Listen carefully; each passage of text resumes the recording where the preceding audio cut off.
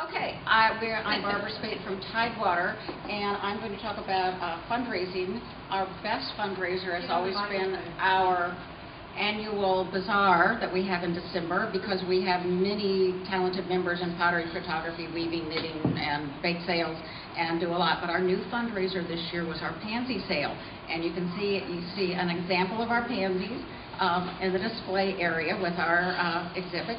And you call on your friends. I have friends who own their Knott's Creek nursery, and they have just acres and acres of plants. But every fall they sell over 400,000 pansies. And Mike was telling me about selling to Boy Scout groups and other groups in our area, and he said, well, sure, you can do it. I had to make up a flyer. We selected the colors of pansies, and then I made a little order form that we sent to our members, and they could print their own and sell to themselves, their neighbors, and all. But our first sale, we sold 358 pots of pansies. We selected, we paid Mike $1.75 per pot. That was his wholesale price. He sells these beautiful things, so I watch my notes. Smithville Gardens and Colonial Williamsburg buys his pansies. City of Norfolk, Virginia Beach, so I knew they were beautiful. I bought them for years. Smithville Gardens sells these for $5.98 a pot.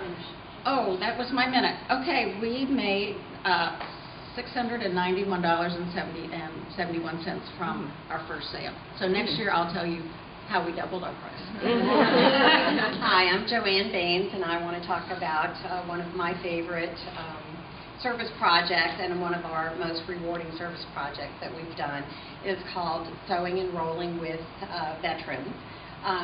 This project was brought to us. It started with a member who had become the beneficiary of her late uncle's estate. She had a little bit of money. His name was Bernard Campbell, and he had lived at the VA Medical Center in Hampton, Virginia, in their long-term care facility. And so she took this money and went to the Voluntary Services Office and found that the need was, have a lot of needs, but they had a great need for a wheelchair repair fund. And so she began the Bernard W. Campbell Wheelchair Repair Fund, and she brought it to our... she brought it to us, and so we began...